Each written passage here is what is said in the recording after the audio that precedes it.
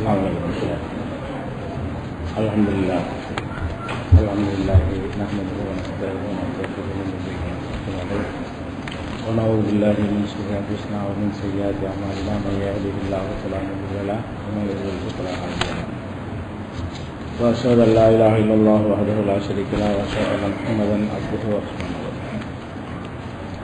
கண்ணியத்திற்குரிய எல்லாம் அல்ல அல்லாஹ் ஜல்ல ஷானஹு தஆலாவின் நல்லடியார்களே, இஸ்லாத்தின் ஆதாரம் இறைவனுடைய வஹி மட்டுமே என்ற தலைப்பில் வஹி அல்லாது இஸ்லாம் இல்லை என்பதையும் சேர்த்து நம்ம அறிந்து வருகிறோம்.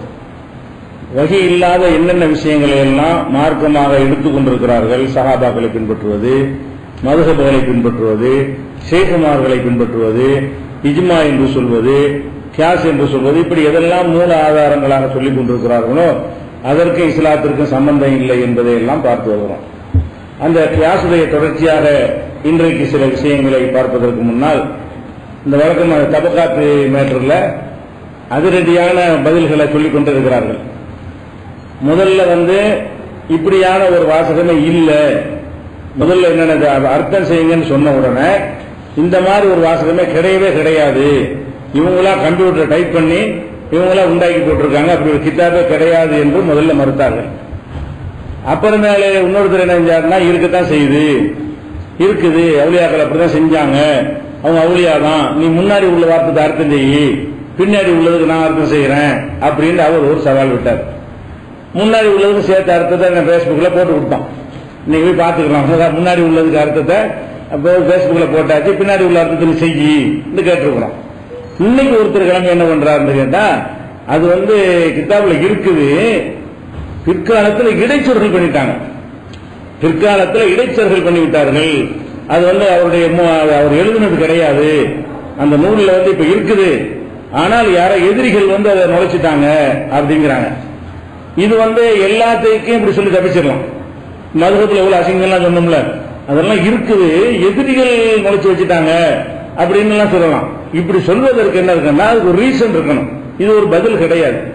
என்ன ரீசன் இருக்குன்னு, எதிரிகள் நுழைச்சாங்கன்னு சொன்னா ரெண்டு பிரதியை காட்டணும். இந்த பாருங்க இதுல இல்லாம இருக்கு, இந்த பாருங்க இந்த எடிஷன்ல இருக்குது, அது இது முந்தி போட்டது, இது பின்னாடி போட்டது, சேர்த்துருக்காங்க பார்த்தீங்களா, பழைய பிரதியில இல்ல புது பிரதியில இருக்குது அப்படின்னு காட்டணும். அப்படியான எந்த ஒரு எவிடன்ஸ் இல்லாம திடீர்னு 20 வருஷமா கேட்டுட்டு இருக்கோம், 20 வருஷமா யோசிச்சு பார்த்துட்டு என்ன செய்யறாங்க, அது இடையில் நுழைத்து விட்டார்கள், எதிரிகள் அவருடைய நூல்கள் எரித்து விட்டார்கள். இவருக்கு அந்த மாதிரியான எதிர்ப்புலாம் இல்லை. இவரெல்லாம் மன்னர்களா ஜாகரா தட்டிக்கிட்டு போன காலத்தில் உள்ளவர். அது இப்னு அரபி அந்த மாதிரி ஆட்களுக்கு சொன்னாங்களே, காபிர் ஃபத்வா கொடுத்து அவர்களுடைய நூல்களை எரித்தார்கள்னா ஏத்துக்கலாம்.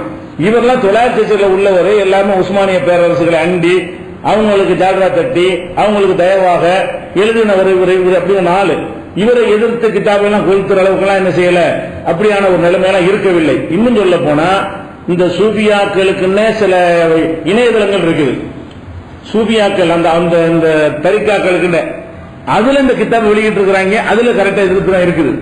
இடைச்சர்கள் நீக்கிட்டு போட வேண்டியதானே. அப்ப இடைச்சர்கள் என்பதுக்கு மாட்டிக்கிட்டவன சொல்றாங்க. அப்ப இதுல இஜ்மா காணா 3 பேருக்கு மத்தியில, ஒருத்தர் இல்லவே இல்லைங்கிறாரு, ஒருத்தர் இருக்கு இருந்தா என்ன அப்படிங்கிறாரு, இன்னொருத்தர் இருக்குது நீங்க நினைச்சது முந்தி அவர் எழுதும்போது அது இல்ல அப்படின்னு சொன்னார்களே. ஆனால் இதுல என்னதான் மேட்ருங்கிறதுல 3 பேரும் கருத்து வேறுபாடா இருக்கிறார்கள். இந்த 3 பேர் முதல்ல ஏகமானதா கூடிய செய்து ஒரு கருத்து சொல்லட்டும், ஒரு கருத்து சொல்ல முடியல. அப்ப இப்ப எது பிரச்சனை என்றால் இது தப்பிக்க பாக்குறாங்க, இந்த கிதாபுல இல்ல, அந்த அளவுக்கு அசிங்கமா இருக்குது. அவர் சொல்லல, இந்த கிதாபுக்கு தான் காட்டிடுறாங்க போது இல்லன்னு சொல்ல முடியல, அவங்க வெளியிட்டதை காட்டிடுறோம்.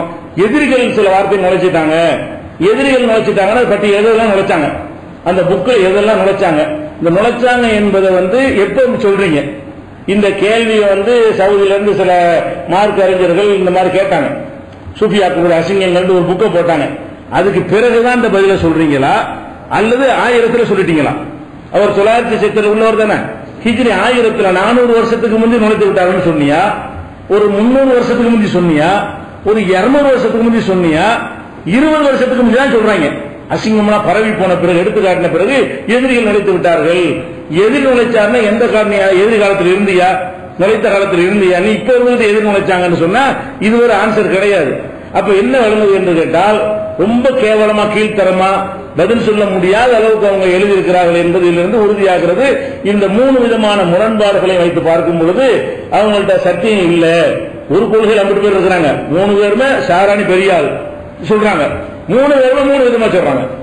வேற வேற கருத்தில் உள்ளவங்க ஒரே சுன்ன ஜமாத், ஒரே பரேலவி, ஒரே கபர்முட்டி கூட்டம், 3 பேருமே கபர்முட்டிகளா இருந்து கொண்டு 3 விதமான பதிலை சொல்வது என்ன விளங்குறது? ஆளாளுக்கு இஷ்டத்துக்கு சமாளித்து பாக்குறாங்க. பொய்கள் அப்படிதான் இருக்கும், உண்மைன்னா ஒரே மாதிரியா இருக்கும். பொய்கள் தான் என்ன செய்யும், இதை போட்டு பார்ப்போம், அப்புறம் அது போட்டு பார்ப்போம், அப்புறம் அது போட்டு பார்ப்போம், இப்படியாக சொல்லி கொண்டிருக்கிறார்கள் என்பதை அதற்கு பதிலாக நம்ம பதிவு செய்கிறோம். இது தப்பிப்பதற்கு இப்ப சொல்லக்கூடிய வார்த்தை தானே தவிர அவர் 900 வாழ்ந்து மறந்திருப்பாரையானால் ஒரு 1000 இவருடைய நூல்கள் ஆய்வு செஞ்சு இப்படி நுழைத்து விட்டார்கள் என்ன செய்யணும் கண்டுபிடித்து அப்ப வாழ்ந்த அறிஞர்கள் சொல்லி இருக்க வேண்டும். எந்த நூற்றாண்டில் நுழைத்தார்கள்? இவர் எல்லா காலத்திலும் ஒரு சப்போர்ட் தான், நம்மள எதிர்த்து நிக்கிறோம். அப்ப இவருக்கு எல்லா காலத்திலும் சப்போர்ட்டான அமைப்புல தான் போயிட்டு இருக்குது. அப்படி இருக்கக்கூடிய நேரத்தில் யார் நுழைச்சா, எந்த காலத்தில் நுழைச்சா, அதனுடைய ஆதாரங்களோடு என்ன செய்யணும், நுழைத்தார்கள் என்பதற்கு நுழைக்காத ஒரு பிரதி எடுத்து காட்டணும். இந்த பாருங்க பழங்கால பிரதி அந்த லைப்ரரியில் இருக்கு, அதில் இருக்கிறதா, இதில் இருக்கிறது, அப்பதான் நுழைச்சிடணும். நுழைச்சாங்கன்னு சொன்னா ஒரு பிரதியில் இருக்கணும், ஒரு பிரதியில் இல்லாம இருக்கணும். அதை வச்சோம்னா பாருங்க அந்த மூலத்தினுள்ள இல்ல பழைய பிரதி புதுசா வெளியிட்டு இருக்கிறாங்க, இதுல இருக்குது, சேர்த்துட்டாங்கன்னு சொல்லணும். அப்ப அந்த மாதிரி எந்த ஒரு எவிடன்ஸ் இல்லாம சும்மா வாய்க்கு வந்ததை நுழைத்து விட்டார்கள்னா இது பதிலாகுமா? இதை நம்ம இப்ப 3வது வெளியே பரப்பிட்டு இருக்கு ஜமால் ஷேக் அப்துல்லா ஜமாலி வந்த பதில் என்னது, எதை நுழைத்து விட்டார்கள். இதை விவாதத்திலே சொன்னார், அப்ப பதில் சொல்லிட்டோம். விவாதத்திலே சொன்னார் இந்த பதிலை அப்ப நம்ம சொல்லிட்டோம். அந்த பதிலை போய் சொல்லி முடித்துக்கிறோம். அதனால அசத்தியம் என்பது சந்தேகத்துக்கு இடம் இல்லாமல் நிறுவனம் ஆயிடுச்சு. நாளைக்கு ஜும்மாவில் என்னையும் வாசி யாரும் அர்த்தம் செய்ய போறது இல்லை, தெரிஞ்சுக்கோங்க. நம்ம ஜமாத்தை கலைக்க போறதும் இல்லை. அடுத்ததாக இந்த கியாஸ் சொன்னோம்ல, அதாவது ஒன்றில் இருந்து நேரடியாக சொல்லப்பட்ட ஒன்றில் இருந்து அதில் அடங்கி இருக்கிற ஒன்றை புரிந்து கொள்வது, இதுதான் கியாஸ். இது தனி ஆதாரம் சொல்லக்கூடாது. ஒரு புஸ்தகத்தை ஒருத்தட்ட கொடுத்து இதுல 2 விஷயம் இருக்குங்கிறோம். என்ன 2 விஷயம்? இதுல உள்ள அர்த்தமும் அதுல அடங்கி இருக்கிற கருத்தும் இருக்குன்னு ஒண்ணுதான் அது. அதுல இருந்து சிந்தித்து விளங்கக்கூடியது அதுல உள்ளதுதான் அது. இவர்கள் என்ன செய்யறாங்க, இஜ்மா கியாஸ் சொல்லி 3வது ஒரு ஆதாரம் மாதிரி 4வது ஆதாரம் மாதிரி சொல்வதுதான் தப்பு. சிந்திக்கிறது தப்பு இல்ல, கரெக்டான கிரவுண்ட்ல சிந்தித்திருப்பார்களே, ஆனால் அதுல எந்த தவறும் இல்லைன்னு சொன்னோம். அது மாதிரியான ஒரு சம்பவத்துக்கு உதாரணம் என்னன்னு கேட்டா, இப்ப நபிகள் நாயகம் ஸல்லல்லாஹு அலைஹி வஸல்லம் காலத்துல ரத்தம் குத்தி எடுப்பார்கள். அது ஒரு மருத்துவ முறையா அந்த காலத்துல இருந்துச்சு. அதனால சுன்னத்து கிடையாது. ஏற்கனவே விளக்கி இருக்கிறோம். இந்த மருத்துவம் இதெல்லாம் அந்த காலத்துல உள்ள மெத்தட்ல செஞ்சாங்க. இன்னைக்கு சில பேர் ரத்தம் குத்தி வாங்குறது ஒரு நபி வழி மருத்துவம் ஒரு ஏமாத்து கொண்டிருக்கிறார்கள். அதுக்கு நபி வழி சம்பந்தம் கிடையாது. அது ஒரு மருத்துவம் தான். அது அந்த காலத்துல மருத்துவமா இருந்துச்சு. இந்த காலத்துல மருத்துவம் நிரூபிக்கப்பட்டாதான் அதை ஏற்றுக்கொள்ளணும். அதுக்கு பிரச்சனை இல்லை. என்ன பிரச்சனை என்றால், இப்ப ரசூல் ஸல்லல்லாஹு அலைஹி வஸல்லம் காலத்துல தலையில் என்ன செய்வாங்க, ஒரு ஊசி கொம்பு மாதிரி வச்சு குத்தி இப்படி உறிஞ்சி எடுப்பாங்க. கெட்ட ரத்தம் எல்லாம் கொஞ்சம் அதிகமான ரத்தம் எல்லாம் வெளியேறிடும். அந்த அரபுகளுக்கு பேரிச்சம்பழம் அதெல்லாம் திங்கிறாங்களா இல்லையா, அந்த மாதிரி அதிகமான ரத்தங்கள் இருக்கும்.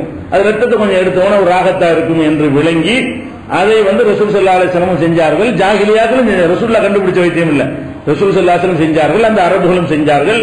அந்த அரபு சமுதாயத்தில் இருந்த ஒரு மருத்துவ முறை. அது இன்னைக்கு சுன்னத்து நினைச்சிடக்கூடாது, செய்யலாம் நினைக்க கூடாது. ஆனா ரசூல் ஸல்லல்லாஹு அலைஹி வஸல்லம் நம்ம எதுக்கு பேசுறோம் என்றால், நபி ஸல்லல்லாஹு அலைஹி வஸல்லம் அவர்கள் நோன்பு வைத்திருக்கும் பொழுது இந்த வேலை செய்தார். ரத்தம் குத்தி எடுக்கிற வேலை செய்திருக்கிறார்கள். அவங்க நோம்பாளியா இருக்கிறாங்க, அவங்களுக்கு ரத்தம் குத்தி எடுத்திருக்கிறாங்க இப்படின்னு ஒரு ஹதீஸ் வருது. இப்ப இதுல இருந்து இந்த ரத்தம் குத்துற மேட்ரு இந்த காலத்துக்கு தேவையற்ற மேட்டரா இருந்தாலும், அந்த மருத்துவம் இந்த காலத்துக்கு பொருந்தாது என்று இருந்தாலும், அது வகை அடிப்படையில் உள்ளது இல்லை என்றா இருந்தாலும், நோன்பு வைத்துக் கொண்டு எடுத்தாங்கல்ல, நோன்போட வணக்கம் சம்பந்தப்படுதல. நோன்பு வைத்துக் கொண்டு ரத்தத்தை வெளியேற்றுவது நோன்பை முறிக்காதுன்னு விளங்குது. இதுல விளங்குற விஷயம் என்ன, ரசூலுல்லாஹ் நோன்பு வச்சிருக்கிறாங்க, உண்ணக்கூடாது, பருகக்கூடாது, தாம்பத்தியம் கூடாது, அது வைக்க நம்ம ரத்தத்தை வெளியேற்றலாமா? நம்முடைய ரத்தத்தை வெளியேற்றுவது அது நோன்பு முறிக்குமா இப்படின்னு ஒரு கேள்வி வருதுன்னு வைங்களேன். இப்ப கூட என்ன செய்யறாங்க, ஒரு சக்கரை இருக்கு, டாக்டர் சோதனைக்கு ரத்த டெஸ்ட் கொடுக்கணும்னு எழுதி தர்றாரு. நீங்க ரத்தம் டெஸ்ட் கொடுக்குறீங்க, நோம்பாளி கொடுக்கலாமா? ரத்தம் டெஸ்ட் எடுத்து என்ன செய்யறாரு, சுகர் இருக்கா, அதுல இருக்கா, கொலஸ்ட்ரால் இருக்கான்னு கண்டுபிடிக்கிறதுக்காக வேண்டி சோதனைக்காக நம்ம ரத்தத்தை வெளியேற்றுறோம். அப்ப இது கூடுமான்னு கேட்டாங்கன்னா கூடும். என்ன ஆதாரம்? இது ஆதாரம் காட்டுவோம். இது அதை சொல்லல. இது ரத்தம் குத்தி எடுக்கிறதான் நேரடியாக சொல்கிறது. ஆனா அதில் என்ன அடங்கி இருக்கிறது? ரத்தம் வெளியேறுவது நோன்பை முறிக்காது, வெளியேற்றுவது நோன்பை முறிக்காது. குடிக்கிறது குடிச்சா தான் என்ன செய்யும், நோன்பு முறிக்கும் சொல்ல முடியுமே தவிர அது ஹராம் ஒரு விஷயம். அப்ப ரத்தம் வெளியேறுவது என்ன செய்யாது, பிரிக்காது. அதே மாதிரி ரத்த தானமே செய்யறோம். நோம்பாளி கயதாயிருவார்கள் என்பதற்காக செய்யாம இருக்கலாம். ஒருத்தர் ஒரு அவசியம், ஒரு ரொம்ப அரிதான குரூப்பா இருக்குது, ஒரு ஆஸ்பத்திரியில் மாட்டிக்கிட்டாரு, ஒரு நோம்பாளி என்ன செய்யறாரு, அவருக்கு தான் அந்த குரூப் இருக்குது, அவர் ரத்தம் கொடுக்கறது முன் வர்றான்னு வைங்க, டயர்டா வேணும் ஆவாரு தவிர அப்படி கொடுத்தா அவர்கிட்ட நோய் முடியுமா ஒரு கேள்வி வருது. டயர்டா வருதுக்கா அவர் தடுத்துக் கொள்ளலாம்னு சொல்லலாம். அது உயிர் காக்கிற ஒரு விஷயம் வருது, நோம்பு முடிச்சிட்டு அவர் கொடுக்கலாம், அது ஒரு விஷயம். சரி, முடிக்காம கொடுக்க விரும்புறாரு, எனக்கு தாங்கிக்கிற முடியும் அப்படின்னு நினைத்தாரே. ஆனால் நோன்பு வைத்துக் கொண்டு தன்னுடைய ரத்தத்தை அடுத்தவருக்கு தானம் செய்யறாங்கல்ல, அப்படி வெளியேற்றினால் நோன்பு முறியுமா இப்படின்னு கேட்கிறாங்க. அப்ப நம்ம இந்த அதிசயம் வச்சே சொல்லலாம். என்ன சொல்லலாம்? ரத்தம் வெளியேற்றுவது முடிக்காத ரசூல்லா வச்சிருக்காங்களே, நோன்பு வைத்துக் கொண்டு ரத்தத்தை வெளியேற்றிருக்கிறாங்கல்ல, வெளியேற்றுவது நோன்பு முடிக்காது. எல்லாத்திலும் வெளியேற்றுவது வருது, அனைத்திலுமே வெளியேற்றுதல் வருது. ரத்தம் குத்தி வாங்குதல் என்பதிலையும் அந்த வெளியேற்றுவது வருகிறது, டெஸ்டுக்கு ரத்தம் கொடுக்கறதுலையும் வெளியேற்றுவது வருது, ரத்த தானம் செய்யணும் இல்லையா, அதுலையும் வெளியேற்றுவது வருகிறது. உடம்பிலிருந்து ரத்தம் வெளியேற்றப்படுவது நோன்பை முறிக்காது. சரி, வெட்டி விட்டா ரத்தம் ஓடுது, முறிக்குமான்னு கேட்கறாங்க ஒருத்தங்க. நோன்பு வச்சுருக்குமா நினைச்சுனா கீழே விழுந்து மண்டையை உடைச்சுக்கிட்டா ரத்தம் ஓடுது, கையை வெட்டி விட்டாங்க ரத்தம் ஓடுது, நோன்பு முறிக்குமான்னு ஒருத்தர் கேட்கறாங்க. ரத்தம் ஓடனா முடியுது, அதே முடியுது. அவர் டயர்டாயிருவாருங்கிறக்காக முடிக்க சொன்னா சொல்லிட்டு போங்க, அது ஒரு விஷயம். நீ இன்னும் நாளைக்கு வச்சுக்கப்பா, மருத்துவம் செய்ய வேண்டியிருக்கு, நீ ட்ரீட்மெண்ட் பண்ணு, மாத்திரை மருத்துவம் சாப்பிடணும் அப்படிங்கிறது அது ஒரு விஷயம். முறிக்குமா முறிக்காத அந்த ஒரு கேள்வி கேட்டாங்களே, ஆனால் அதற்கான பதிலை நம்ம இதுல இருந்து கொடுக்கலாம்ல. இந்த ரசூல் ஸல்லல்லாஹு அலைஹி வஸல்லம் அவர்கள் நோன்பாளியா இருந்து ரத்தம் குத்தி எடுத்தார்கள் என்று திருமதியில 147 ஹதீஸ்ல இருக்கிறது. அப்ப இந்த ஒரு ஹதீஸை வைத்துக் கொண்டு இதில் சொல்லாத, ஆனால் இதில் அடங்கி இருக்கிற, நேரடியாக சொல்லாத இதில் அடங்கி இருக்கிற இந்த கருத்துக்கள் இருக்கலாம்ல, இதுதான் கேஸ் ஒரு ஆதாரம்ங்கிறாங்க. கேஸ் ஒரு ஆதாரம் கிடையாது, இந்த ஹதீஸ்ல இருக்கிறது. நம்ம என்ன சொல்றோம்? இந்த ஹதீஸில் அந்த கருத்து இருக்கிறது, இன்னும் நவீனமா என்னென்னமோ வரும், அதுவும் இருக்கும். ரத்தம் குத்தி வாங்குறதுக்கு பதிலாக நம்ம ரத்த தானம் செய்யறது கண்டுபிடிச்சிருக்கிறோம்.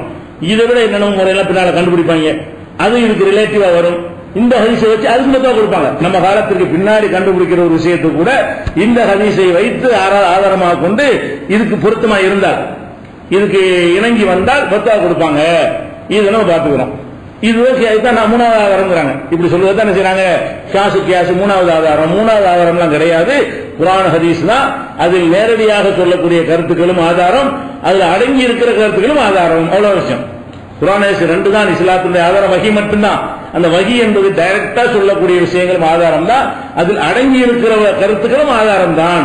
அப்படின்னு சொன்னா ரெண்டு தான் நிற்கிறது, மூணுலாம் கிடையாது. அதே மாதிரி இன்னொரு புரிந்து கொள்வதற்காக வேண்டி நிறைய இது மாதிரி இருக்கிறது, புரிந்து கொள்வதற்காக சொல்வதா இருந்தா, இப்ப தஜ்ஜாலை பத்தி நம்ம கேள்விப்பட்டுக்கிறோம். இறுதி காலத்தில் வரப்போறோம். தஜ்ஜாலுங்கிற என்ன செய்வான், ரொம்ப அநியாயம் பண்ணுவான், அது மாதிரிலாம் இருக்குது. அப்ப அந்த தஜ்ஜாலை பத்தி ரசூலுல்லாஹ் சொல்லும் போது பல விஷயங்களை சொல்லி இருக்கிறாங்க. அது இப்ப நமக்கு இந்த டாபிக் தேவையானது என்ன என்று கேட்டால், அப்ப அவனை பத்தி கேட்கும்போது ரசூலுல்லாஹ் ஒரு விஷயம் சொல்றாங்க. அவன் எவ்வளவு நாளைக்கு ரசூலுல்லாஹ்ட்ட கேட்கறாங்க சஹாபாக்கள், ஒமா லபசு பில் அர்லி, பூமியில அவன் எவ்வளவு காலத்துக்கு இருப்பான், தஜ்ஜால் வந்த பிறகு எவ்வளவு நாளைக்கு அவனுடைய அந்த ஆட்டம் இருக்கும் கேட்கறாங்க. அப்ப ரசூல் ஸல்லல்லாஹு அலைஹி வஸல்லம் சொல்றாங்க, 40 யௌமன், ஒரு 40 நாளைக்கு இருப்பான் அவன். தஜ்ஜால்ங்கிறவன் வந்து அவனுடைய ஆட்டம் எவ்வளவு நாளைக்கு, 40 நாளைக்கு தான் ஆட்டம் போடுவான் அப்படின்னு சொல்லிட்டு விளக்குறாங்க. கொஞ்சம் கூடுதலா எப்படி விளக்குறாங்கன்னா, யௌமுன் க சனத்தின், ஒரு நாள் ஒரு வருஷம் அளவுக்கு இருக்கும், ஒரு முத நாள். ஓ யௌமுன் க ஷஹரின், இரண்டாவது நாள் ஒரு மாச அளவுக்கு இருக்கும். ஓ யௌமுன் க ஜுமாத்தின், மூணாவது நாள் ஒரு வார அளவுக்கு இருக்கும். ஓ சாயுரு ஐயாமிஹி க ஐயாமிக்கும், எஞ்சிய நாட்கள் சாதாரண நாட்களை போலவே இருக்கும். அப்போ ஒரு 40 நாள் இருந்தாலும் ஒரு வருஷமும் ஒரு மாசமும் ஒரு வாரமும் பிளஸ் 37 நாள் என்கிற அளவில் அது இருக்கும். அந்த நாள் நீண்ட நாளா இருக்கும், ஒரு வருஷம் அளவுக்கு பெருசா இருக்கும் என்று ரசூல் ஸல்லல்லாஹு அலைஹி வஸல்லம் சொல்றாங்க. அது இன்னைக்கு அது மாதிரி இருக்கிறது. ஒரு வருஷம் அளவுக்கு இருக்கிறதுனா 6 மாசம் பகலாக 6 மாசம் இரவாக சில பகுதி இருக்குல்ல, அதை பார்த்தா ஒரு நாள் தான் ஆகுது. சில பகுதிகள் இன்னைக்கு இருக்கிற பூமியிலேயே 6 மாசம் பகலாவே இருக்கும், 6 மாசம் இரவு. சூரியன் பூமி ஒரு கொஞ்சம் சாய்வாகத்தான் சுத்தி கொண்டு, நேரடியா இல்ல, அப்படி கிராஸா ஒரு 20 டிகிரி கிராஸா சுத்துற காரணத்தினால சில பகுதிகள் என்ன செய்யும், துருவ பிரதேசங்கள்ல 6 மாசம் பகலாக இருக்கும், 6 மாசம் இரவாக இருக்கும். அப்ப ஒரு பகல் ஒரு இரவு தானே ஒரு நாள். நமக்கு 6 மாசம் ஆகும்போது அவனுக்கு ஒரு பகல் தான் முடிஞ்சிருக்கும். அப்ப நமக்கு அவனுக்கு ஒரு வருஷம், நமக்கு ஒரு நாள் ஆகும் பாருங்க, வருதா இல்லையா? அப்ப இந்த மாதிரி தஜ்ஜால் வரும் பொழுது பூமியெல்லாம் ரிவர்ஸ்ல சுத்தும். அது ஏதோ அந்த சுத்து அடிக்கிறதுக்காக வேகத்தை எல்லாம் மட்டுப்படுத்துவான். ஏதோ ஒரு காரணத்துக்காக வேண்டி ஒரு நாள் என்பது ஒரு வருஷம் அளவுக்கு இருக்கும் அப்படின்னு சொல்றாங்க. இது ஒரு இலக்கியமா இப்படி சொல்ற வழக்கம் இருக்கு. ஒரு நாள் போற ஒரு வருஷம் போற மாதிரி இருக்கு. ஒரு நெருங்கினா ஒரு சந்தோஷமான பிரிஞ்சுட்டு வைங்க. ஒரு கணவன் மனைவி பிரிஞ்சுட்டாங்க, புதுமண தம்பதி பிரிஞ்சுட்டாங்கன்னா 2 நாள் போனா 2 வருஷம் மாதிரி தெரியும். அந்த மாதிரியா நெசமாவே நாள் பெருசா இருக்குமா? அதே எப்படி சொல்லுவோம்ல, ஒரு மாசம் மாதிரி நோம்பு நேற்று வந்த மாதிரி இருக்கு, இன்னைக்கு போயிடுச்சு அப்படிமா. ஒரு மாசமும் ஒரு நாள் மாதிரி போயிருக்கு சில நேரத்தில். அது ஃபாஸ்டா போற மாதிரி மனசு சொல்லணும். அதையும் நம்ம இப்படி பேசுவோம். அது நிஜமாகவே ஒரு வருஷம் அளவுக்கு 365 நாள் அளவுக்கு வருங்கிற அர்த்தத்தில் சொன்னாங்களா, அல்லது ஒரு இலக்கியமாக அந்த கொடுமை தாங்க ஒரு வருஷம் அளவுக்கு கொடுமையா இருக்கும்னு சொன்னாங்களா அப்படின்னு டவுட் வரும். அப்ப சஹாபாக்கள் அவங்க கேட்கிறாங்க, யார சொல்லல தாலிக்கல் யௌமுல்லதி கசனத்தின், ஒரு நாள் ஒரு வருஷம் போல இருக்கும்னு சொன்னீங்கல்ல, ஒரு நாள் ஒரு வருஷம் அளவுக்கு இருக்குன்னீங்கல்ல, அந்த நாளில் தக்ஃபீனா பிஹி ஸலாத்து யௌமின், அந்த ஒரு வருஷத்துக்கு சேர்த்து ஒரு நாள் நாங்க தொழுதா போதுமான்னு கேட்கறாங்க. அப்ப சஹாபாக்கள் என்ன டைரக்டா புரியுறாங்க, ஒரு வருஷம் போலன்னா ஒரு வருஷம் போலதான், பெரிய நாள் தான், நீண்ட நாள், 6 மாசம் பகல் 6 மாசம் இரவுங்கிற அளவுக்கு உள்ள அந்த நாளாக இருக்கும். அப்ப சஹாபாக்கள் என்ன கேட்கறாங்கன்னு கேட்டா, அப்ப ஒரு நாள் தானே கணக்குப்படி ஆகுது, ஒரு நாள் தான் கணக்குப்படி ஆகுது, கணக்குப்படி ஒரு நாள் ஆகும்னு சொன்னா அந்த மொத்தத்துக்கும் சேர்த்து ஒரு 5 வேளை தொழுக போதுமா, ஒரு நாள்ங்கிற கணக்கு எடுத்துக்கொண்டு செய்யலாமான்னு கேட்கிறாங்க. அப்ப ரசூல் ஸல்லல்லாஹு அலைஹி வஸல்லம் சொல்றாங்க, லா கூடாது, அதை கணித்துக் கொள்ளுங்கள் அப்படின்னு சொல்லிட்டாங்க. இப்ப மேட்ரு என்னன்னு கேட்டா டைரக்டான அர்த்தத்தில் சொல்லியிருக்கிறாங்க. அந்த அர்த்தத்தில் சொன்ன ரசூலுல்லாஹ் கேட்கல. ஒரு வருஷம் சொன்னது ஒரு வருஷம் தான்ப்பா, 365 நாள் கணக்கு அளவுக்கு தான் பெருசா தான் இருக்கும். அதனால கேள்வி வருது. இப்ப சஹாபாக்கள் கேட்க ரசூலுல்லாஹ் என்ன செய்யறாங்க, ஆமா அப்படி வந்துச்சுன்னு சொன்னா நீங்கள் கணித்துக் கொள்ளுங்கள்ங்கிறாங்க.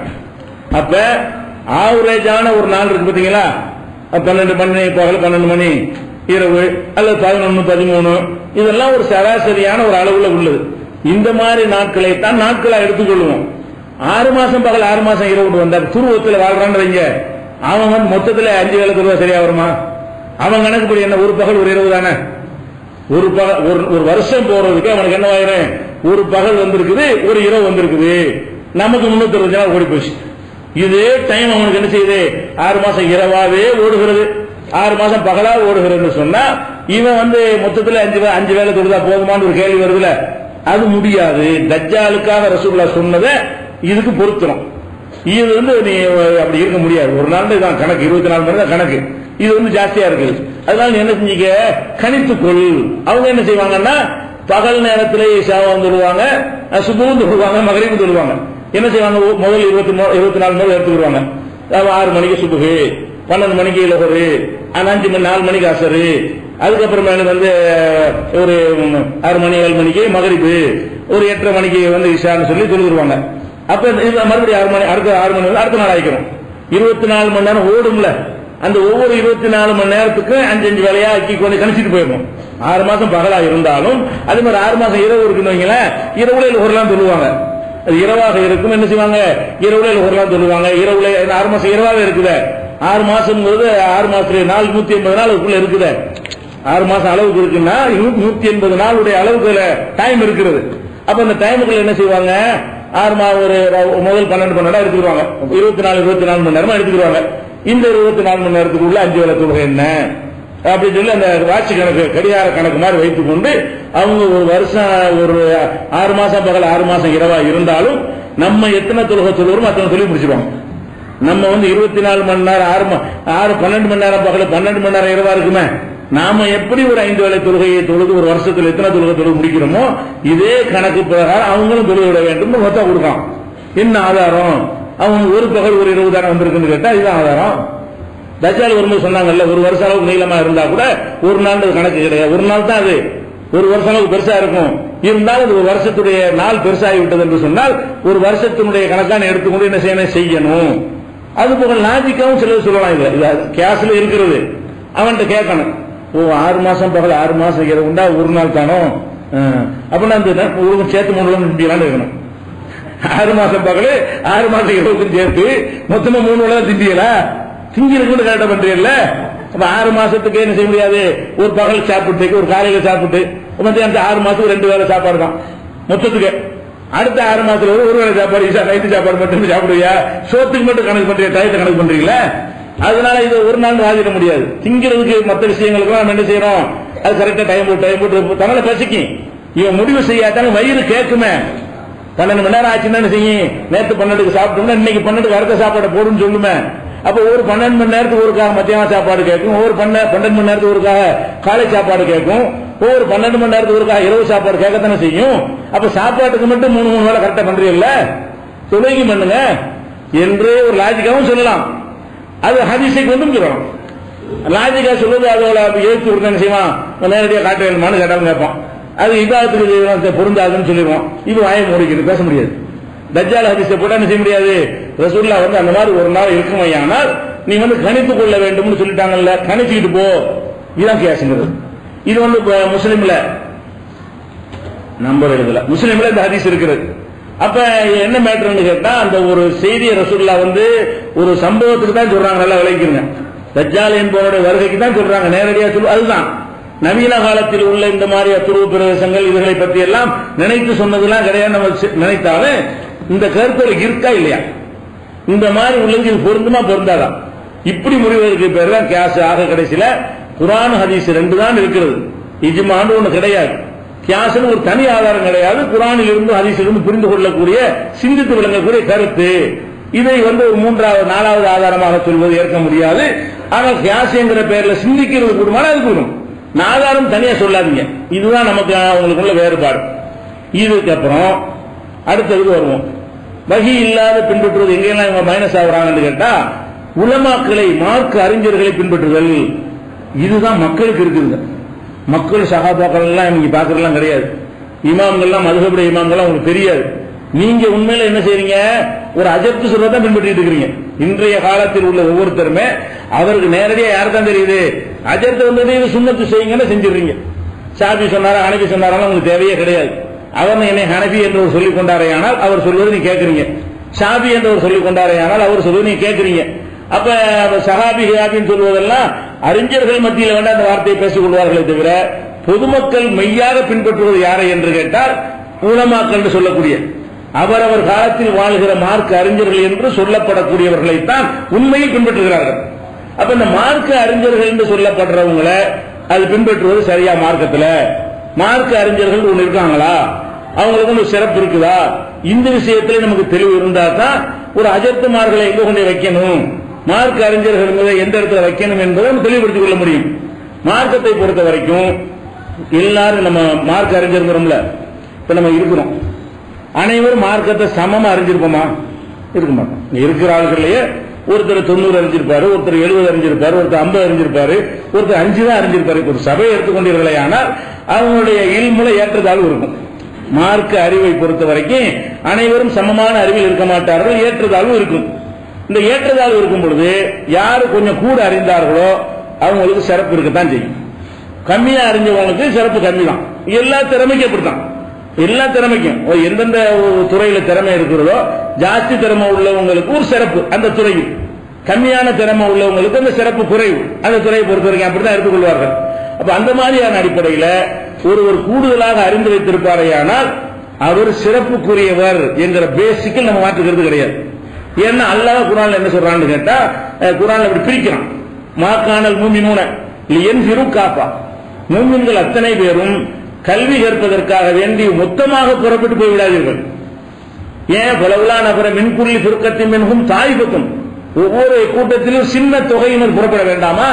லியத்தபக்கஹு பித்தீன், தீனை கற்றுக்கொள்வதற்காக வேண்டியும் ஒரு இம்திரு கௌமுஹும் இதா ரஜவு இலைஹிம், திரும்பி வந்து மக்களுக்கு போதிப்பதற்காக எச்சரிக்கை செய்வதற்காகவும் ஒரு சின்ன சாரார் படிக்க வேணாமா அப்படின்னு 9:122 கேட்கிறான். அப்ப எல்லா மக்களும் அனைத்தையும் அறியணும் என்று அல்லாஹ் கடமையாக்கவில்லை. அனைவரும் ஆலிமாக வேண்டும், ஒவ்வொரு விஷயத்தையும் தெரிந்து கொள்ளணுங்கிறது கிடையாது. எளிமையா மக்கள் இருக்கணும் என்பதற்காக அல்லாஹ் என்னத்தை விரும்புறான்னு கேட்டா, ஒரு சமுதாயத்தில் ஒரு 1000 பேர் இருந்தாங்கன்னா ஒரு 2 பேராவது அறிஞன் இருந்துக்க, நீ எடுத்து காட்டு, அவங்களே எல்லாம் தேடி பாக்குறதுக்கு அவங்களுக்கு சாத்தியப்படாது அப்படின்னு அல்லாஹ் 9:122 அனுமதிக்கிறான். இது நம்ம மறுக்க முடியாது. இப்ப நீங்களும் தௌஹீத் ஜமாஅத்திலும் சில ஆலிம்கள் சொல்லத்தான் கேட்கறீங்க, நீங்களா போய் தேடி எடுப்பதுங்கிறது குறைவா தான் இருக்குது. அந்த பேசிக்கல தப்பு கிடையாது. மார்க் அறிஞர் சொல்லப்படக்கூடியவற்றை போய் கேட்கறதுக்கு இந்த வசனம் அனுமதிக்க 9:122 ஒவ்வொரு கூட்டத்தாரிலிருந்தும் சிறு தொகையினர் புறப்பட்டு சென்று மார்க்கத்தை கற்று தங்கள் மக்களுக்கு சொல்லித்தர வேண்டாமா? இப்ப 50 பேர் மார்க்ஸாக போயிட்டீங்கன்னா உலகம் எப்படி இயங்கும்? இஸ்லாமிய ஆலிமாக்குற மதரசா ஆரம்பிச்சுட்டாங்க. ஒரு லட்சம் பேர் கூட அதுல படிக்கலாம், 80 லட்சம் பேருக்கு தங்கரோடு படிச்சுட்டாங்கன்னு நீங்க போயிட முடியுமா? அப்ப நீங்க தொழில் பண்ணணும், வியாபாரம் பண்ணணும், கொண்டாட்டு பிள்ளையை காப்பாற்றணும், ஊரை காப்பாற்றணும், சமுதாயத்தை காப்பாற்றணும், எவ்வளவு விஷயங்கள்லாம் இருக்குது. அனைவரும் போக முடியாது. அப்ப என்ன செய்யணும்? சில பேராவது தியாகம் பண்ணி போயிட்டு வந்தா அவரு போய் அதிகம் கற்று வந்திருக்காருல, அவர்கிட்ட கேட்கணும், தெரிஞ்சு கொள்ளலாம். நம்ம ஈஸியான முறையில் புக்கை பார்ப்பதை விட ஒருவர்கிட்ட கேட்கிறது ரொம்ப எளிதானது. இதுக்கு அனுமதி இருக்குதா என்றால் இருக்குது. இது விளங்கிக் கொள்ளணும். பொதுவான இந்த அனுமதி 922 இருக்கு. அதே மாதிரி அல்லாஹ் சொல்லி காட்டுறான், இது 4:83 வைதா ஜாஹும் அம்ரும் மினல் அம்னி அவில் ஹௌஃபி, பாதுகாப்பு சம்பந்தப்பட்ட அல்லது பயம் சம்பந்தப்பட்ட ஒரு செய்தி இவர்களுக்கு கிடைக்குமையானால் அதாவது பிஹி, உடனே பரப்பி விட்டுறாங்க. அந்த காலத்தில் பரப்பி விடுறாங்க. இப்ப இந்த காலத்துல இருந்தா ரொம்ப கடுமையா சொல்லணும் போல என்ன, பரப்புறதுக்கு வாய்ப்பு ஜாஸ்தி. SMS, Facebook, WhatsApp அதாவது போயிடும் செகண்ட்ல. அந்த காலத்துல சொல்லிட்டு வந்துருவாங்க. அப்ப இந்த மாதிரி ஒரு பாதுகாப்பு பயம் உள்ள விஷயங்கள் கிடைக்குமையானால் அதை பரப்பி விடுகிறார்கள். ரசூலி, இவர்கள் ரசூலிடத்திலே இந்த பிரச்சனை கொண்டு சென்றால் தலைவர்கிட்ட கொண்டு போகணும். இந்த மாதிரி தகராறு இருக்கான் என்னன்னு கேட்டா அவங்க என்ன செய்வாங்க, அதை எப்படி அமுக்குறது, எப்படி அதிகாரத்தை தொடர்பு கொள்வது, எப்படி அதை சமூகத்தை பாதுகாக்கிறது கொண்டு வருவாங்க. இல்ல ஆம்பூர் மேட்டர் ஆகி போயிடும். அவன் பரப்பினான்னு வைங்களேன், இஷ்டத்துக்கு அவன் கையில எடுத்தான்னு சொன்னா நம்ம 50 வருஷம் பின்னி தள்ளி விட்டுவாங்க. நம்மளுக்கு ஏற்பட்ட பாதிப்பு என்ன, திரும்பி தலைவர்கள் வழியாக ஒரு அமைப்பு ரீதியாக அதை கொண்டு போனால் தான் ஒழுங்கா இருக்கும். அதுதான் நல்லா சொன்ன பரப்பி விடுகிறார்கள். ஒரு ருத்தூஹில ரசூலி, அந்த மேட்டரை ரசூலிடம் கொண்டு சென்றால், அப்ப ரசூல் தான் ஜனாதிபதி, ரசூலிடத்தில் கொண்டு சென்றால் இலா உலில் அம்ரி மின்ஹும், அவர்களில் அதிகாரம் உடையவர்கள்ட்ட கொண்டு சென்றிருப்பார்களே. ஆனால் அலிமஹுல்லதீன யஸ்தம்பித்துனஹு மின்ஹும், ஆய்வு செய்யக்கூடியவர்கள் சரியான முறையில் அறிந்து கொள்வார்கள். இந்த செய்தியை என்ன நடக்கும், இதை எப்படி டீல் பண்றது, எப்படி டீல் பண்ணால் அந்த அச்சத்தை போக்கலாம், எப்படி டீல் பண்ணால் அந்த பாதுகாப்பை உறுதி செய்யலாம் என்று அறிந்து கொள்வார்கள் அப்படின்னு அல்லாஹ் சொல்லி 4:83 சொல்றான். அப்ப ஒரு செய்தியை கையாளுவதற்கு கூட ஆய்வு செஞ்சு அறியக்கூடியவர்கள் சிலர் இருக்கத்தான் செய்வார்கள். கிடைச்சதெல்லாம் நம்பி பரப்பி விடுவர்கள் இருப்பார்கள். அந்த அடிப்படையில் ஒத்துக்கிறாங்க. உங்களுக்கு ஒரு செய்தி கிடைச்சுன்னு சொன்னா யார் நல்ல ஆராய்ச்சி செய்து ஒரு அறிவுபூர்வமாக அதை கையாளுவார்களோ, அந்த பொறுப்பில் இருப்பார்களோ அவங்கள்ட்ட கொண்டு போங்க. அப்ப இதுல ஒரு அறிஞர்களுக்கு ஒரு பேஸ் இருக்குதுல்ல, அறிஞர்கள் எல்லாரும் சமமா இருக்க மாட்டாங்க. நீ பரப்பி விட்டுருவ, அவர் ஆராய்ச்சி பண்ணுவாரு. அவர் பரப்பி விடுறோம் ஆராய்ச்சி பண்ணணும் வித்தியாசம் காட்டுறாலும் அல்ல, ஏன் பரப்புற, அதுக்குள்ள இடத்துல போய் சொல்லு, உரிய இடத்துல போய் சொல்லு. அவங்க அதை என்ன மாதிரி டீல் பண்ணணும்னு என்ன செய்வாங்க காட்டி இருப்பார்கள். 4:83 சொல்லி காட்டுறோம். அதே மாதிரி 21:7 சொல்லுகிறான், அகல திக்ரி, விவரம் உள்ளவர்களை கேளுங்கள், இன்குந்தும் லா தஅலமூன், நீங்கள் விவரம் தெரியாதவர்களா இருந்தால் விவரம் தெரிஞ்ச கேளுங்க. கேட்கணும் தப்பே கிடையாது. ஒருவர்கிட்ட கேட்டு இதுக்கு என்னங்க மார்க்கம் சொல்லுதுன்னு கேள்வி கேட்கறீங்கல்ல, தௌஹீத் மதத்துல கேட்கதானே செய்றீங்க, கேட்கறதும் தப்பே கிடையாது. ஆனா ரெண்டுக்கு வித்தியாசம் நான் புரிஞ்சுக்கணும். நீங்களும் கேட்கிறீங்க, அவங்களும் கேட்கறாங்க, ரெண்டுக்கு டிஃபரெண்ட் இருக்கிறது. ஆனால் அப்படி கேட்கறதுக்கு மார்க்கத்தில் இருக்கான்னு கேட்டா அல்லாஹ் பெர்மிஷன் கொடுக்கலாம். அகல திக்ரி இன்குந்தும் லா தஅலமூன், நீங்கள் அறியாதவர்களாக இருந்தால் அறிந்தவர்களிடத்தில் போய் கேளுங்கள். 21:7 அல்லாஹ் சொல்லி காட்டுறான்.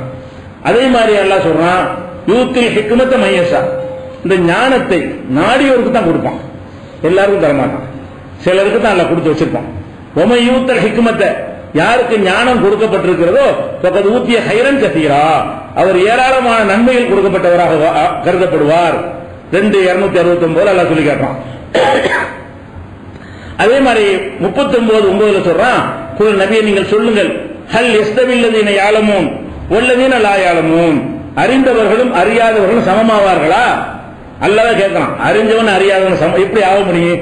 ஒருத்தர் நல்ல விஷயம் தெரிஞ்சு வச்சிருக்கான், தெரிஞ்சவன் அதுக்கு தகுந்த மாதிரி கரெக்டா எல்லா காரியத்தையும் செய்வான், கொஞ்சமா தெரிஞ்சு வச்சுக்கிறோம் தப்பு தப்பா செஞ்சு விடுவான்.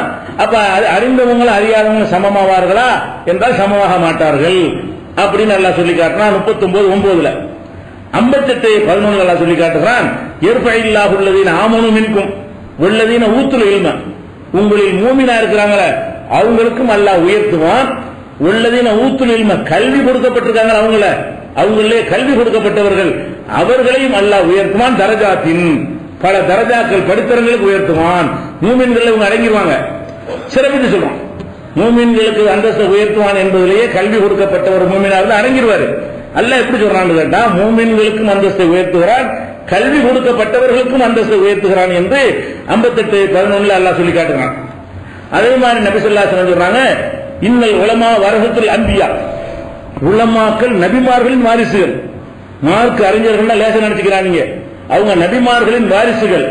இன்னல் நம்பியாக லம் யுவரிசு தீனாரன் வலா திர்ஹமன். அவங்க தீனாறு திர்ஹம் வெள்ளி காசு தங்க காசுகளை எல்லாம் சொத்தாக விட்டு செல்லவில்லை.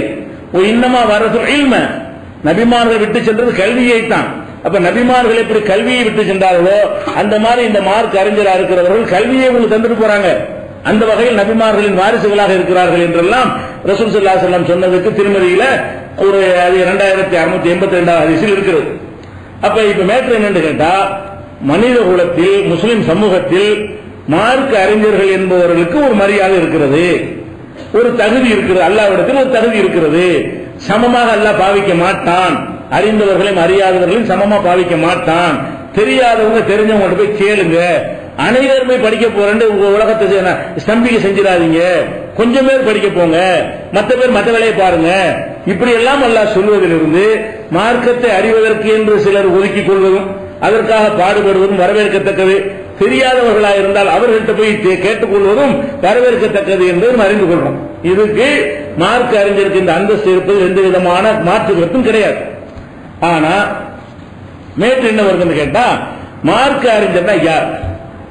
மார்க்க அறிஞர்னா யாரு? மார்க்கத்தை அறிஞ்சவர் மார்க்க அறிஞர் டெஸ்ட் பண்ணணுமா இல்லையா?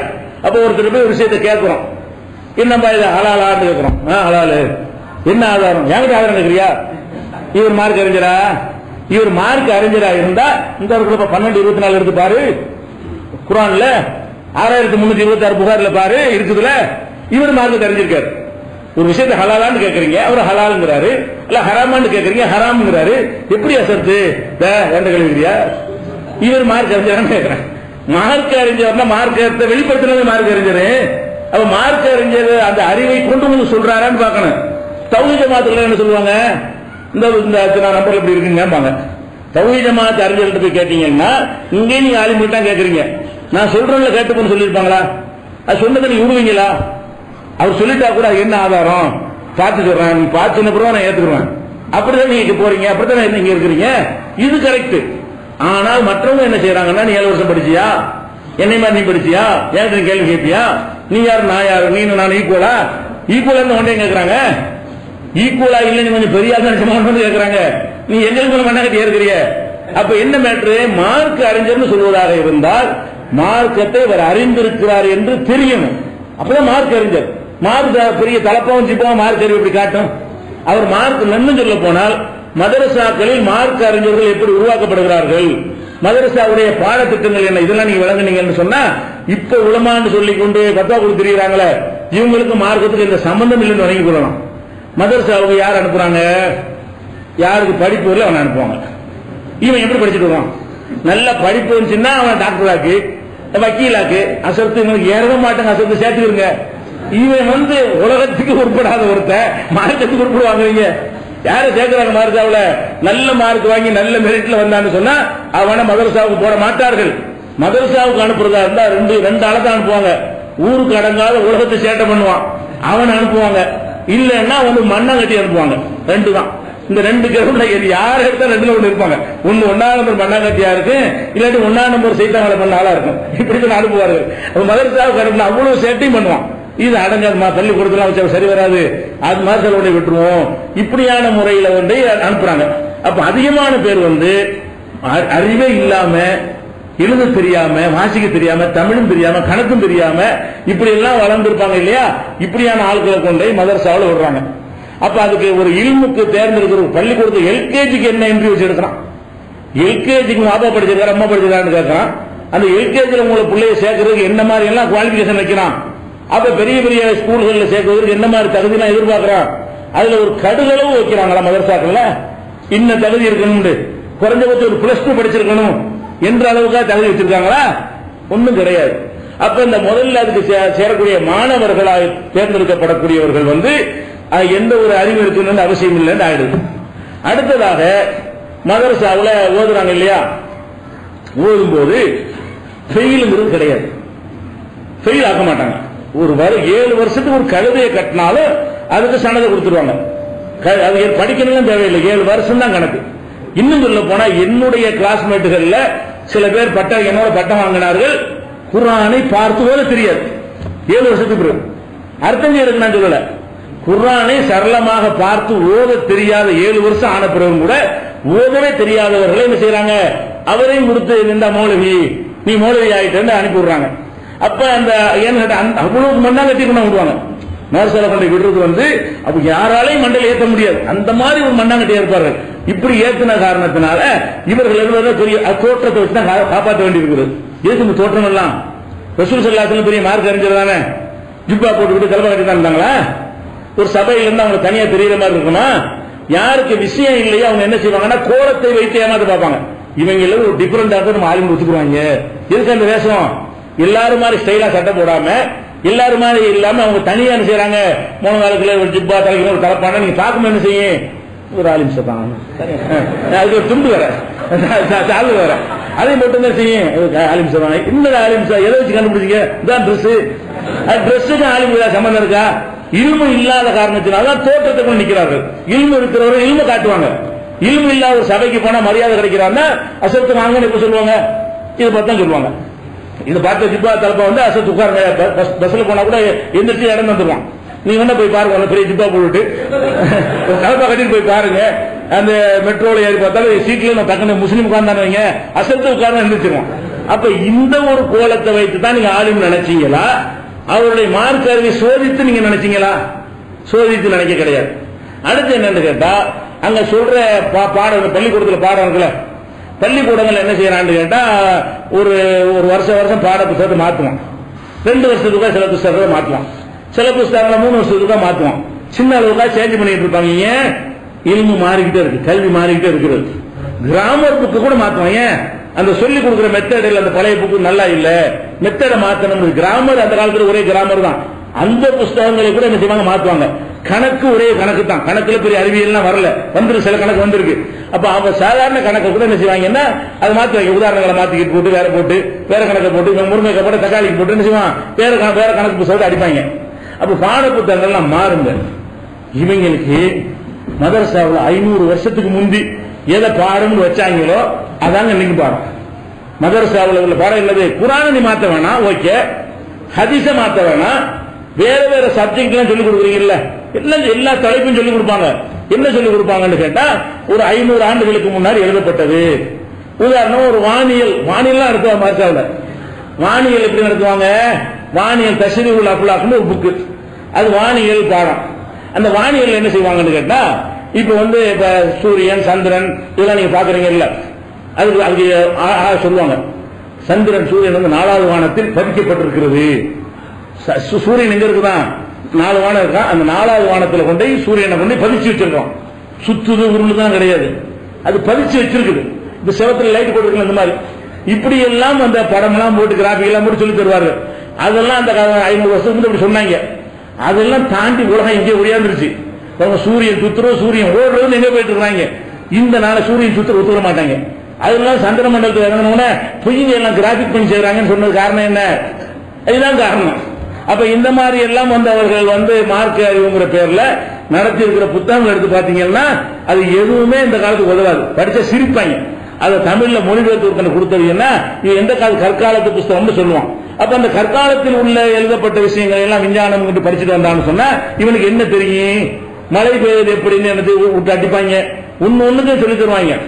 அதே மாதிரி கணக்குன்னா ஒரு கூட்டுற முறை இருக்குல்ல, இவங்க ரைட் வந்து விட்டுவாங்க ஒரு ஸ்டைப்பா, அது ஒரு கணக்கு.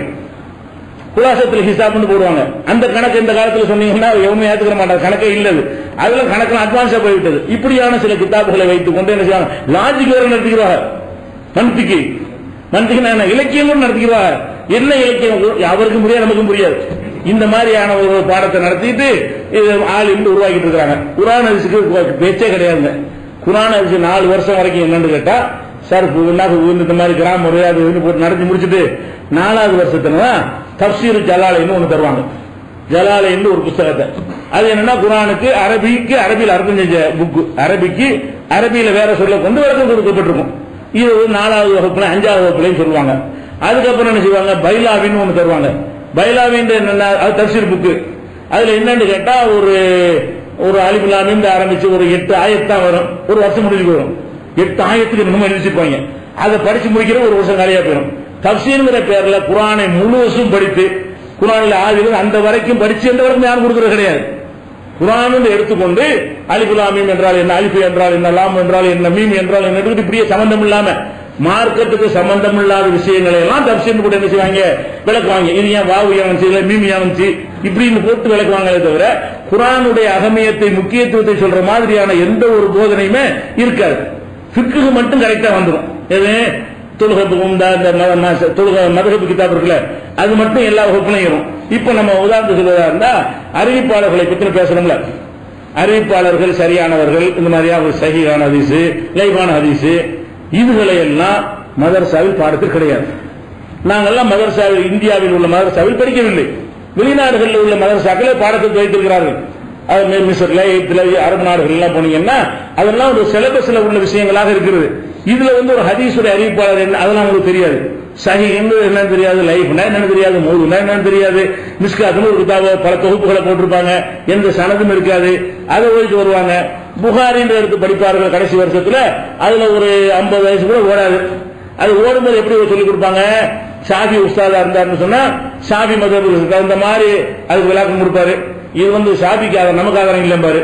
ஒரு ஹதீஸை வச்சுக்கிட்டு ஹனபியா இருந்தாருன்னா ஹனபிக்கு தகுந்த மாதிரி பேசுவாரு. ஒரு 50 ஹதீஸுக்கு விளக்கம் சொல்லி முடிக்கிறதுக்குள்ள ஒரு வருஷம் ஓடி போயிடும். இதுதான் பாடத்தில் ஒன்றும் உருப்படி கிடையாதுங்க. அப்ப குர்ஆனை ஆதிலிருந்து கடைசி வரைக்கும் இவர்கள் சொல்லிக் கொடுத்தார்களா? இல்லை. புகாரி முஸ்லிம் போன்ற 2 நூலையாவது ஒரு வருஷத்துல சொல்லிக் கொடுத்தார்களா? 7 வருஷத்தில் புகாரி முஸ்லிம் என்ற 2 முக்கியமான நூல்களையாவது 7 வருஷம் படித்து விட்டு இதை படித்துட்டு வந்தான்னு சொல்ல இயலுமா? நீங்கள் தமிழாக்கத்தில் வீட்டில் வைத்து படித்து எத்தனை ஹதீஸை அறிந்திருக்கிறீர்களோ அதில் 5% கூட 7 ஆண்டுகளில் இவர்கள் படித்தது கிடையாது.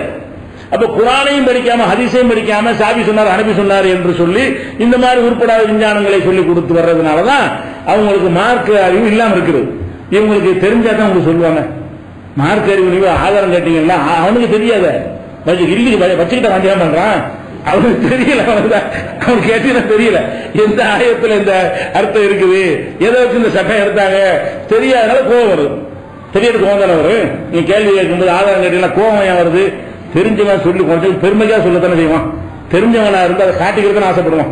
இஹ்லாஸ் இல்லாதவனா இருந்தா கூட கேட்டான் நம்ம திறமையை காட்டுவோம் அந்த சொல்லி அப்படியே வருமானா இல்லையா? அது கூட இவனுக்கு வராது. காரணம் என்ன? தெரியல. தெரியாது எப்படி சொல்லுவாரு? அப்ப இந்த 7 ஆண்டுகளை இப்படியே படித்து விட்டு வர்றது காரணத்தினால இவங்கள்ட்ட என்ன கிடையாது? மார்க்கத்தை பற்றி குர்ஆனை பற்றி முழு அறிவு கிடையாது. ஹதீஸ்களை பற்றி கிடையாது. ஹதீஸ்களை ஆய்வு செய்யக்கூடிய கலையும் சொல்லிக் கொடுப்பது கிடையாது. நாங்களெல்லாம் படிச்சு விட்டு வந்து நாங்களா தேடி நாங்களாத்தான் அறிவிப்பாளர்களை பற்றிய நூல்கள்லாம் எடுத்து பார்த்து நாங்க தான் தெரிஞ்சுக்கிட்டோம், மொழியை கற்றுக்கிட்டோம்.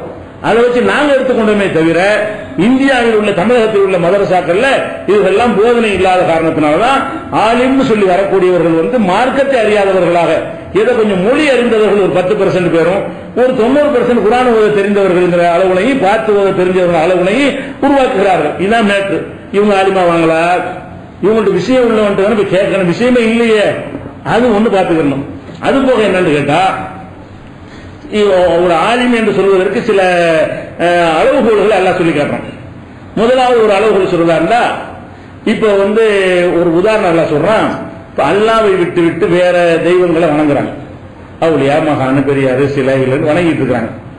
இவர்களை பற்றி அல்லாஹ் பேசும் பொழுது மதலுள்ளதீன இத்தகது மின்தூன் இல்லாஹி அவுலியா, அல்லாவை விட்டு விட்டு அவுலியாக்களை தேர்ந்தெடுத்துக் கொண்டார்களே அவர்களுக்கு உதாரணம் சொல்வதாக இருந்தால் கமதலில் அன்கபூத், இவர்களுக்கு உதாரணம் சிலந்தி பூச்சி. அல்லாஹ் சொல்றான். அந்த சூறாவுக்கு பேர் அன்கபூத். சிலந்தின்னு ஒரு சூறா இருக்குல்ல, அதுலதான் 41வது வசனத்தில் இருக்கிறது. அதுல என்ன வருது? அல்லாஹ் விட்டு விட்டு வேற தெய்வங்களை எடுத்துக்கொள்கிறார்களே இவர்களுக்கு உதாரணம் கமதலில் அன்கபூத், சிலந்தி பூச்சியை போல. அது என்ன பண்ணுகிறது என்றால் இத்தகது பைத்தன், அதுவும் ஒரு வீட்டை கட்டுகிறது. சிலந்தி பூச்சி என்ன செய்கிறது?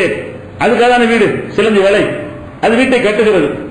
இன்ன அவுகனல் புயூத்தி, வீடுகளிலேயே ரொம்ப பலவீனமான வீடு இல்ல பைத்துல் அன்கபூத், சிலந்தியுடைய வீடுதான். அந்த மாதிரிதான் இவங்க அல்லாஹ்வை தவிர பலமான அல்லாஹ் விட்டுவிட்டு இவங்க அவுலியா பெரியார் மகான் போனாங்கன்னா சிலந்தி கட்டின வீடு மாதிரி பலவீனமானது இப்படின்னு சொல்லிட்டு லவ்கானு யாலமூன், இது அறிய மாட்டார்களான்னு கேட்கறான். இது அறிஞ்சவன் ஆலிம். அதுல ஆலிமுங்கிற வார்த்தை தான் போடுறான். லவ்கானு யாலமூன், இது அறிய மாட்டார்களா?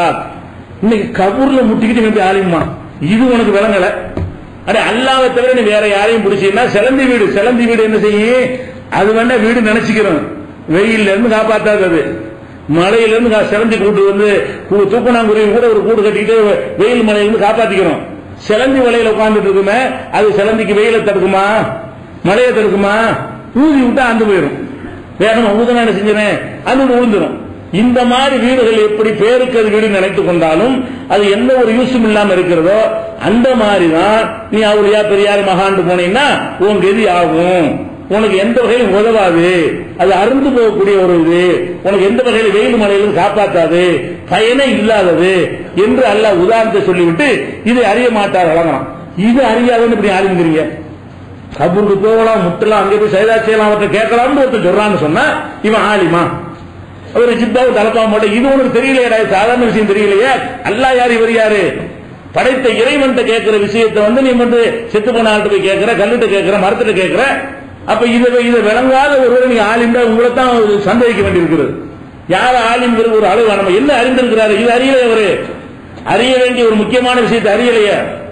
அதே மாதிரி அல்லாஹ் என்ன சொல்லி காட்டுறான்னு கேட்டா, இன்னமா யக்ஷல்லாஹ மின் இபாதிஹில் உலமா, அல்லாஹ்வுடைய அடியார்கள் இல்ல, அல்லாஹ்வை அஞ்சுறவர்கள் உலமாக்கள் தான் அஞ்சுவார்கள் அப்படின்னு சொல்றான்.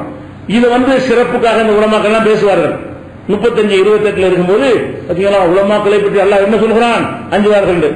இவங்க உள்டாவா, நான் உலமாவா இருக்கனால நான் அஞ்சுனாங்கிறான். நீ அஞ்சுனா தானே உலமா? உலமாவுக்கு இலக்கணமே என்னது? நீ அல்லாஹ்வுக்கு அஞ்சணும். நீ அல்லாஹ்வுக்கு அஞ்சரியா, செத்து போனாலுக்கு அஞ்சரியா, முத்தவள்ளி அஞ்சரியா? மார்க்கத்தில் ஹராம் இருக்கு, முத்தவள்ளி கூட பேசக்கூடாது, பேச மாட்டாங்க. நீ யாருக்கு அஞ்சுற? அப்ப மார்க்க அறிஞர் என்று சொல்லுவராக இருந்தால் அல்லாஹ் சொன்னது சொல்லுங்க. நீ யார் முத்தவள்ளி கேட்கறது? கேட்கணும். நீ யார் எனக்கு உத்தரவு போடுறதுக்கு? நான் மார்க்கத்தை சொல்லுங்க, அந்த பொறுப்புல உட்கார்ந்து இருக்கிறேன் அப்படி சொல்லக்கூடிய உலமாக்கள் நீ பார்த்திருக்கிறீங்களா? மன்னர்களுக்கு இந்த பாதகமா போயிருந்ததற்கா இந்தியாவில் சும்மா இல்லைன்றாங்க. இவன் எப்படி உலமா? இந்தியாவில் சும்மா கூடாது, ஏன் மன்னர்களுக்கு எதிராக பேசி விடுவார்கள் அப்படின்னு சொல்லி மார்க்கத்தினுடைய இபாதத்தையே மன்னருக்கு பயந்து வளைத்த ஒருத்தன் அல்லாஹ் பயந்தவனா? அப்ப அல்லாஹ்வுடைய அச்சத்தை முன்னிறுத்தி ஒருத்தன் எவன் செய்கிறானோ அவன் தான் ஆலிம் அல்லாஹ் சொல்லிக்கிறான். 7 வருஷம் படிச்ச ஆலிம் கிடையாது. இவர் என்ன செய்யறான்னு கேட்டா, இது பயத்தை வைத்து அல்லாஹ்வுடைய அச்சத்தை வைத்து ஆலிமை நிரூபிக்கிறதுக்கு பதிலாக நாங்க ஆலிமா இருக்கிறோம்ல, அதனால நாங்க அல்லாஹ் பயப்படுறோம் நீ அப்படி நினைச்சுக்கிறான். அட நீ அல்லாஹ் பயப்படுற காட்டினா தாண்டா உடனே நான் ஆலிம் ஒத்துக்குருவேன். நீ என்ன செய்யணும்? முதல்ல நான் அல்லாஹ்வுக்கு தான் பயப்படுவேன், எவனுக்கு பயப்பட மாட்டேன்னு காட்டு. நீ கண்டதெல்லாம் சூரியனுக்கு பயப்படுற, பள்ளிக்கு பயப்படுற, பிசாசுக்கு பயப்படுற, கபருக்கு பயப்படுற, நூறு முடிக்கு பயப்படுற, எல்லாத்துக்கும் பயப்படுற, அல்லாஹ்வுடைய இடத்துல வச்சு பயப்படுற. எப்படி நீங்க ஆலிம்கள் ஆக முடியும் அப்படிங்கறதையும் பார்க்க வேண்டியது. இதெல்லாம் இலக்கணம் எல்லாம் சொல்லி காட்டுறான். அதே மாதிரி வந்து இந்த ஆலிம்களுடைய ரசூலுல்லாஹ் காலத்துல யூதர்கள் வேதத்தை படிச்சிருந்தாங்க.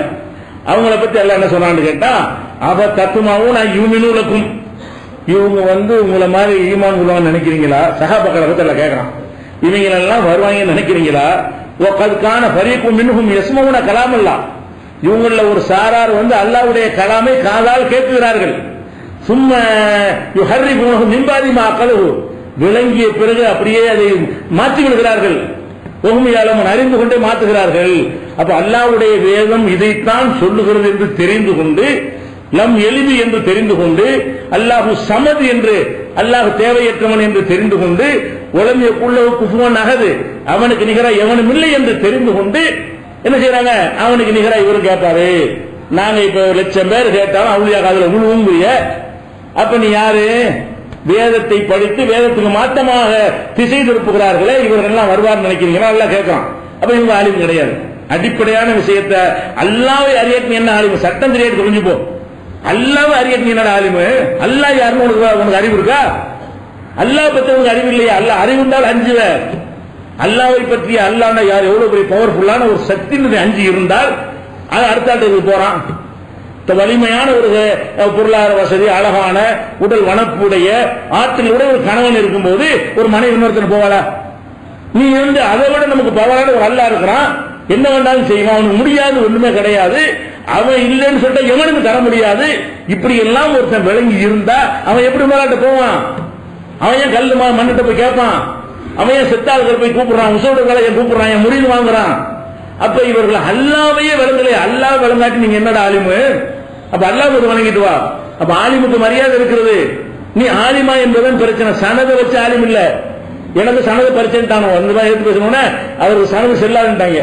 நான் சனதை வச்சு எங்கேயும் காட்டினது கிடையாது, பேருக்கு போடவும் மாட்டேன். வழங்குதா? பேரோட சேர்த்து எல்லாம் போடுவாங்களே பாக்கவி உள்ளவீங்களாம் நீங்களும் சில பேர் சொல்றீங்களே தவிர நான் போடுறது யூஸ் பண்றது கிடையாது. உன் பேப்பர் எனக்கு என்னத்துக்கு? அந்த பேப்பரை வைத்து தான் ஆலிம் நினைக்கிறார்களே, அது தேவை கிடையாது. நீ அல்லாஹ்வுடைய அச்சத்தை வச்சு காட்டணும். அதே மாதிரி 2:159 அல்லாஹ் சொல்லி காட்டுகிறான், இன்னல்லதீன யக்துமூன மா அன்ஸல்னா மினல் பையினாத்தி வல் ஹுதா, அல்லாஹ்வுடைய தெளிவான வசனங்களையும் நேர்வழியையும் அறிந்து கொண்டு மறைக்கிறார்களே அவர்களை அல்லாஹ் சபிக்கிறான். சபிக்கிறவங்களும் சபிக்கிறாங்கன்னு அல்லாஹ் சொல்லி காட்டுறான். இவங்க மறைக்கிறாங்களா இல்லையா? வேத குர்ஆன்ல தௌஹீத் தவிர ஏதாவது இருக்கா? உமையது அல்லாஹ் இலாஹன் ஆகறலா புர்ஹானல சபிக்கிறான்ல. அல்லாஹ்வை விட்டு விட்டு மற்றவர்களை யாரோ அழைப்பார்களே ஆனால் அவனுக்கு எந்த ஆதாரமும் இல்லை. இவன் ஆதாரம் இருக்குங்கிறான். அப்ப குர்ஆன்ல உள்ளதை கூட மறைத்து விட்டு அல்லாஹ்வே இந்த மாதிரி செத்து போன ஆட்களை தான் கும்பிட சொல்லி இருக்காங்க அளவுக்கு மாத்தி விட்டாங்களா இல்லையா? உன்னை எப்படி நாங்க ஆலிம் ஏத்துக்கிறது? அறிந்து கொண்டே மறைக்கிறாய். அந்த மாதிரி விஷயங்கள்லாம் இருக்குது. இதே மாதிரி அந்த யூதர்கள் மண்டக்கணம் முடிச்சு என்ன செஞ்சான்னு கேட்டா, மக்களை 2ஆம் கிளாஸ் கேவலமாக கருதுரு. நீ என்ன படிச்சவனா? உனக்கு என்ன தெரியும்? இது யார்கிட்ட இருந்த தன்மை? அன்று யூத உலமாக்கிட்ட இருந்த தன்மை அல்லாஹ் சொல்லி காட்டுறான். மின் அகலில் கிதாபி மன் இன் தாமன்ஹு பிகின்தாரினி வத்திகி இலைக்க, வேதக்காரர்கள் சில பேர் இருக்கிறாங்க, ஒரு குவியலை நீ நம்பி கொடுத்தாலும் அவர்கள் அப்படியே திருப்பி தந்து விடுவார்கள். மின்ஹும் மன் இன் தல்மன்ஹு பிதீனாரின், ஒரே ஒரு தீனாரை தங்க காசை நம்பி கொடுத்தாலும் லாய் வத்திகி இலைக்க, உன்னை திருப்பி தர மாட்டாங்க. அப்படி ஆளுங்க இருக்கிறாங்க. இல்லாமா தும்தாலே காயுமா, அவன் நிலையா நீ நின்றாலே தவிர அந்த தீனாரை உனக்கு திருப்பி வாங்க இயலாது. ஏனென்றால் ذَلِكَ بِأَنَّهُمْ قَالُوا لَيْسَ عَلَيْنَا فِي الْأُمِّيِّينَ سَبِيلٌ, இந்த உம்மி இவங்களுக்கு எல்லாம் ஒரு மதி தேவை, மதிப்பு அவசியம் இல்லைங்க என்று அவர்கள் கருதியது காரணம். அந்த மாதிரி கருதுறானே இல்லையா? ஒரு கேள்வி அறியாம தானே போறான். நீ 7 வருஷம் படிச்சியா? என்ன மாதிரி ஆகுயா? நான் யாரு நீ யாரு? எப்ப பாமர மக்களை பற்றி எந்த ஒரு வகையும் வைக்காம இருக்காம பாருங்க, அவன் யூதர்கள் உள்ள போலி ஆலிம்கள் கணக்கில் வர்றான். அப்படி இன்றைக்கு மார்க் அறிஞர்கள் இருக்கிறாங்களே 375 இது மாதிரியான ஆட்கள் என்ன செய்யறான்? சுட்டி காட்டுகிறான். அது மாதிரி வேதத்தை வைத்து சம்பாதிப்பது, மறைத்து சம்பாதிப்பது, பணக்காரனுக்கு ஏற்றவாறு ஃபத்வா கொடுப்பது, ஏழைக்கு ஒரு ஃபத்வா கொடுப்பது, அசத்தில் ஏதாவது ஹலாலாக்கு ஒரு வாய்ப்பு இருக்குமா அப்படின்னு கேட்பாங்க. ஷரியத் பைனான்ஸ்ல போய் வாங்கலாமா? வாங்கக்கூடாது. கொஞ்சம் பார்த்து சொல்லுங்க, கவனிச்சுக்கிறோம். வாங்கலாம். முதல்ல வாங்கக்கூடாது, கவனிச்சுக்கிறோம். என்ன செய்யலாம்? அப்படி கொடுத்துருக்கே இல்லையா? ஏன் சாரா கடையில் பாத்தியா இல்லையா? வட்டி கடைக்கு பார்த்து இந்த அஜத்து மாதிரி தானுங்க. வட்டி கடன் வட்டின்னு தெரியுது, அல்லாவுக்கு எதிராக போர் செய்யறான்னு தெரியுது, திறப்பு விழாக்குன்னு கூப்பிடுறான். அவன் கொடுக்குற இந்த 11 ரூபாய் காசுக்காண்டி போய் அல்லாஹும்ம ரப்பனா ஆத்தினான்னு ஓதிட்டு வர்றிய. நீ என்ன ஆளு பண்ணி மார்க் இருங்க? நீ பச்சையா தெரியுது ஹராமுங்கிறது. நீ பாத்தியா ஒரு மார்க்கத்தில் வச்சுக்கிறோம். ஓ நம்பிக்கை எப்படி நல்ல காரியம் தானே, அதை போய் இதுக்கு செய்யலாமா? வட்டி கடைக்கு போய் செய்யலாமா? சினிமா கொட்டைக்கு பார்த்து மிகைப்படுத்த நெசமா ஓதிருக்கிறாங்க. சினிமா கொட்டைக்கு ஆதாரம் இருக்கிறது, அது மாதிரி வட்டி கடைக்கு ஆதாரம் இருக்கிறது. அப்ப ஹராமான எல்லாத்துக்கும் போய் பாத்தியாவது காசு வாங்கி இருக்கிறார்கள். வரதட்சணை வாங்க தானே செய்யலாம். வரதட்சணை வாங்கி கொடுக்குற கல்யாணத்தில் உட்காந்து பள்ளியாசத்தில் உட்காந்துட்டு அது பாத்தியாங்கிறானா இல்லையா? இந்த பணம் கை மாறினவன வாங்கி முத்தோல் வாங்கி கையில கொடுப்பாரு, அது பாத்தியாமா. அப்ப நீ யாரு? நீ என்ன மார்க் அறிஞ்ச? இது ஹராமுன்னு உனக்கு தெரியத்தானே செய்யும்.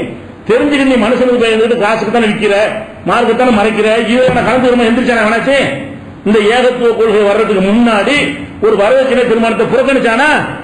நீங்க புறக்கணிக்கிறீங்க, போர்டு இருந்து போட்டு புறக்கணிக்கிறீங்க. வரதட்சணை கல்யாணத்தை எவனை எங்களை அழைக்க வேண்டாம், வாசல் ஸ்டிக்கர் வாங்கி ஒட்டிட்டு இருக்கிறீங்க. இப்ப 7 வருஷம் படிச்சு நீ என்ன செஞ்ச? வரதட்சணை வாங்கல, அது பாத்தியா போகுது, அதை அங்கீகரிச்சு அதை ஏற்று பேசவில்லை. ஆலிமுக்கு ரேட்டு இருக்கிறது. மேலப்பாளையம் கடைமுக்கு தான் போனீங்கன்னா படிச்சவனுக்கு ஒரு ரேட்டு, அசத்துக்கு ஒரு ரேட்டுன்னு வச்சிருக்காங்க.